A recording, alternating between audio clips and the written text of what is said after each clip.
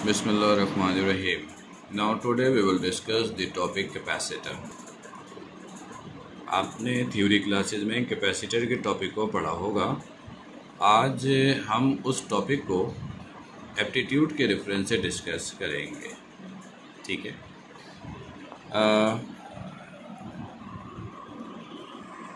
अगर हम आपसे कहें कि कैपेसिटर होता क्या है, तो कैपेसिटर आप एक ऐसे डिवाइस को कहते हो जो इलेक्ट्रिक चार्जेस को स्टोर करता है। तो इसमें पहला क्वेश्चन ये अराइज होता है कि अगर हम एमसीक्यूज में आपसे पूछें कि कैपेसिटर का यूज़ हम किधर करते हैं, कैपेसिटर का यूज़ कहाँ होता है, तो याद रखिएगा किसी भी इलेक्ट्रिकल डिवाइस को इनिशिएट करने के लिए जिस पोटेंशियल की ज़रूरत होती है वो कैपेसिटर का पोटेंशियल होता है। किसी भी इलेक्ट्रिकल डिवाइस को इनिशिएट करने के लिए हम लोग कैपेसिटर का इस्तेमाल करते हैं। अच्छा, कैपेसिटर का काम इलेक्ट्रिक चार्जेस को स्टोर करना है। तो याद रखिएगा कि कैपेसिटर में जितने ज़्यादा इलेक्ट्रिक चार्जेस स्टोर होंगे पोटेंशियल इतना ज़्यादा प्रोड्यूस होगा। जितना ज़्यादा चार्जेस इतना ज़्यादा पोटेंशियल। तो मतलब ये हुआ कि चार्जेस Q और पोटेंशियल V यानी वोल्टेज इलेक्ट्रिक पोटेंशियल दोनों एक दूसरे के क्या हुआ, डायरेक्टली प्रोपोर्शनल। यानी ये आपने थ्योरी क्लास में पढ़ा है कि Q जो है वो डायरेक्टली प्रोपोर्शनल होता है किसके, वोल्टेज के। और जब प्रोपोर्शनल के साइन को आप हटाते हैं तो इसकी जगह आप कैपिटल C इस्तेमाल करते हो, जिसे हम लोग कहते हैं कैपेसिटेंस ऑफ अ कैपेसिटर। और इसका यूनिट हम लोग इस्तेमाल करते हैं फैराड। स्टूडेंट्स, ये वो इन्फॉर्मेशन है जो ऑलरेडी आपने थ्योरी क्लासेस में पढ़ी हैं, जिनको हम थोड़ा सा रिवाइज कर रहे हैं। अच्छा, उसके बाद एक बड़ा इम्पॉर्टेंट सेगमेंट है series combinations and parallel combinations of capacitor. इससे एमसीक्यूज बहुत आते हैं एप्टीट्यूड्स में, थ्योरी के पेपर्स में। तो ज़रा इसके कॉन्सेप्ट क्लियर रखिएगा। इसके लिए ज़रा सी टेक्निक याद रखिएगा, ज़रा सी इंफॉर्मेशन याद रखिएगा। ठीक है, 3-4 इन्फॉर्मेशन हैं सीरीज़ और पैरेलल कॉम्बिनेशन की अलग अलग, उनको याद रखिएगा। आपके हर प्रॉब्लम्स, हर एमसीक्यूज़ का आंसर आपको खुद ब खुद मिलेगा। देखिए, ये आपके पास है सीरीज़ कॉम्बिनेशन। सीरीज़ कॉम्बिनेशन में फ़र्ज़ करो कि 3 कैपेसिटर जो है वो सीरीज़ में कनेक्टेड है और उनके कैपेसिटेंस को हमने नाम दिया है C1, C2 और C3। इन्फॉर्मेशन जो आपको याद रखनी है ना वो ये कि C जो है सीरीज कॉम्बिनेशन में डिफरेंट भी हो सकता है, आपस में सेम भी हो सकता है, 2 एक जैसे हो सकते हैं, तीसरा डिफर कर सकता है, या किसी और कॉम्बिनेशन में पॉसिबल है। अच्छा, अगर सीरीज कॉम्बिनेशन में हम आपको टोटल वोल्टेज मालूम करने के लिए कहें तो याद रखिएगा टोटल वोल्टेज हर एक कैपेसिटर के वोल्टेज के सम के बराबर होता है। ये V इक्वल होता है V1 plus V2 plus V3। लेकिन अगर सीरीज कॉम्बिनेशन में हम किसी एक के अंदर चार्ज पूछें या सबके अंदर चार्ज पूछें तो याद रखिएगा सीरीज कॉम्बिनेशंस का total charge individual charge of each capacitor के बराबर होगा। यानी Q is the total charge और Q1, Q2, Q3 इन कैपेसिटर्स के इंडिविजुअल चार्जेस हैं। तो कैपेसिटर्स में यानी सीरीज कॉम्बिनेशंस ऑफ कैपेसिटर्स में टोटल चार्ज किसी भी कैपेसिटर के इंडिविजुअल चार्ज के बराबर होता है। और अगर आपको टोटल कैपेसिटेंस निकालनी हो तो ये इसका सिंपल फॉर्मूला है। ठीक, इससे रिलेटेड एमसीक्यूज अभी हम करेंगे, लेकिन पहले हम थोड़ी सी इंफॉर्मेशन गेन कर लें। अब आते हैं ज़रा पैरेलल कॉम्बिनेशंस ऑफ कैपेसिटर्स की तरफ। इसके अंदर भी इंफॉर्मेशन वैसे ही है। ये 3 कैपेसिटर्स हैं, पैरेलल में कनेक्टेड हैं, C1, C2 और C3। स्टूडेंट्स, इस बिल्कुल सीरीज कॉम्बिनेशंस की तरह पैरेलल कॉम्बिनेशंस में भी ये जो कैपेसिटेंस की वैल्यू है C, ये सेम भी हो सकती हैं, डिफरेंट भी हो सकती हैं, 2 एक जैसी, तीसरा डिफर कर सकता है, किसी भी कॉम्बिनेशन में पॉसिबल है। और टोटल वोल्टेज निकालना हो पैरेलल कॉम्बिनेशन में तो याद रखिएगा टोटल वोल्टेज किसी भी कैपेसिटर के इंडिविजुअल वोल्टेज के बराबर होता है। यानी total voltage V, V1, V2, V3 से ये सब आपस में बराबर होते हैं। और पैरेलल कॉम्बिनेशन में अगर टोटल चार्जेस रिक्वायर्ड हो तो आप क्या करेंगे, तमाम कैपेसिटर के चार्जेस को प्लस कर दोगे, और टोटल कैपेसिटेंस निकालनी हो तो उसके लिए ये इन्फॉर्मेशन यूज़ करेंगे। डियर स्टूडेंट्स, सीरीज कॉम्बिनेशंस और पैरेलल कॉम्बिनेशन कैपेसिटर के बहुत इंपॉर्टेंट सेगमेंट्स हैं। इससे रिलेटेड एमसीक्यूज बहुत पूछे जाते हैं, इंफॉर्मेशन बेस्ड भी, न्यूमेरिकल बेस्ड भी, और किसी भी टाइप के इंफॉर्मेशंस और एमसीक्यूज को अटेम्प्ट करने के लिए ये इंफॉर्मेशंस का पता होना ज़रूरी है, सीरीज कॉम्बिनेशंस के लिए और ये पैरेलल कॉम्बिनेशंस के लिए।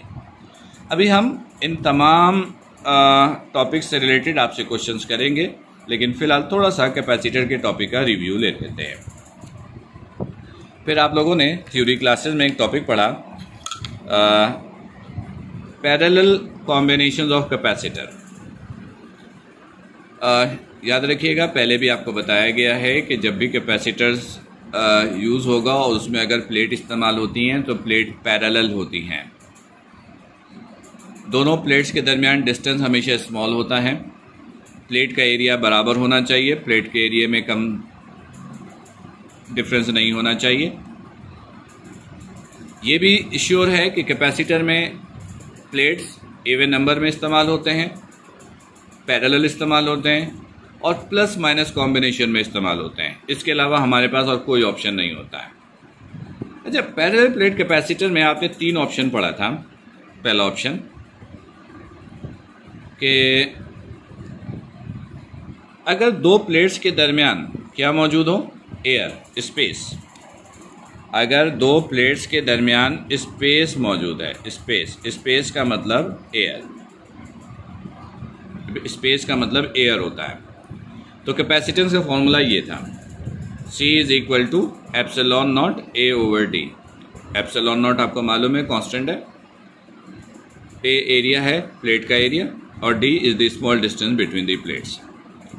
अच्छा, फिर ऑप्शन ये था कि 2 प्लेट्स हैं, एक प्लस माइनस, दोनों के दरमियान आपने डाइलेक्ट्रिक प्लेस किया। डाइलेक्ट्रिक का मतलब होता है कि एयर के अलावा कोई और मीडियम भी रखा जाए। अच्छा, इस ऑप्शन में जब हम एयर के अलावा कोई और मीडियम प्लेस करते हैं तो उसमें भी 2 ऑप्शन है कि जब हम डाइलेक्ट्रिक मीडियम प्लेस करते हैं तो एक ऑप्शन ये है कि दोनों प्लेट्स के दरमियान जो भी स्पेस है वो पूरा का पूरा कवर हो जाए। दूसरा ऑप्शन ये है कि पार्शियली कवर्ड हो। अगर पार्शियली कवर्ड हुआ है तो आप उसकी थिकनेस को नाम दिया T, और अगर फुली कवर्ड है तो इसकी थिकनेस दोनों प्लेट्स के दरमियान डिस्टेंस के बराबर है।